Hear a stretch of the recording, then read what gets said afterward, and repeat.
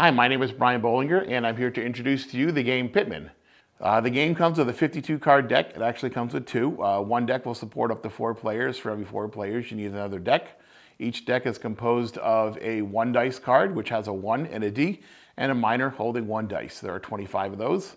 There are 15 2 dice cards, which is a 2D, and a minor holding 2 dice. There are also 10 point cards, 2 each of 1 point, 2, 3, 4, and 5 points. Those are designated by the number 1 through 5 with a star underneath them. There are also 2 bandit cards, which subtract dice from a player's roll, and they're 1D or 2D, and they're in red, and they have a picture of a bandit holding either 1 or 2 dice. There's also a bid tracker, which is a scoreboard that keeps track of the high bidder. There is a token or a marker for a high bidder to be placed in front of the player with the high bidder. And each player also gets a chip that says on one side bid and on the other side roll, which is used to determine if you think the high bidder is telling the truth or lying to you about how many dice they can roll. Then there are also 10 dice that the high bidder gets to roll up to 10 to try and achieve the high bid that they bid. So each player is dealt a 5-card hand. From there, they can take a guess at what they think they can roll on up to 10 dice. And so, assuming I dealt, player 2 would then get to bid. Based on what he has in front of him, he can probably roll about, he's got 6 dice times maybe 3 points, so 18 to 19 points. He's got a couple star cards. That's going to let him add another 7 or 8 points there. So he could probably roll somewhere between 27 and 30 with a little luck. Player 2, he's going to just pass. I'm definitely going to pass. So player 2 ends up being the high bidder with 21 points. We now have a chance to trade in cards.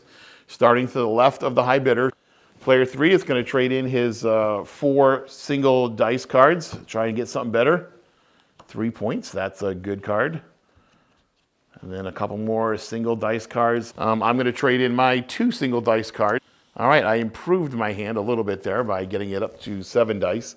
So I can probably roll a 21 to 24 with a little bit of luck. Plus I can add 2 points, so I can maybe get 26. Now we go back to bidding. The person with the high bidder can continue to bid. He's not going to bid yet. He's just going to hold it where it is.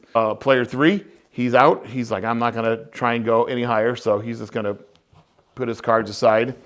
I'm going to raise it to 24, so that would come over to me. Player 2 says, oh, I can go higher. He's just going to jump up to 27. I don't know if I want to let him get it at 27, even though I probably can't roll 27. I'm going to say 28, so I get it back. He's going to say 29, so I bid him up a little bit, and now I'm going to let him have the roll of the dice. So player 2 now tells us how many dice he can roll. By his cards, he can legitimately roll 6. But he wants to try and improve his hand, so he's going to lie to us, and he's going to say that he can roll 8 dice. And so at this point, he's not going to place a chip against himself. Each of us, the 2 remaining players in the game, take our chips, and if we say bluff, we think he's lying, and we'd like to see his cards. And if we say roll, that means go ahead and roll the dice. Even if I think you're lying to me, I don't think you can get 29 points. So there's going to be 30 points distributed among everybody who wins. So it could be divided among several players, or 1 player could get it.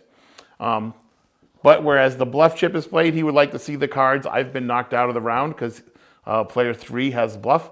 But I have a deputy here, which will let me block his bluff. So now player 3 is out. I'm in the game. So now it's me against the high bidder. So he goes to pick up his 8 cards. I happen to have a single card bandit. I lay this on him saying, you cannot pick up your 8 dice. You now have to roll only 7. So now he's got 7 dice to roll. And he rolls the 7 dice. Oh, clearly he's made it. There's 10 points. There's 20 points. There's 27 points.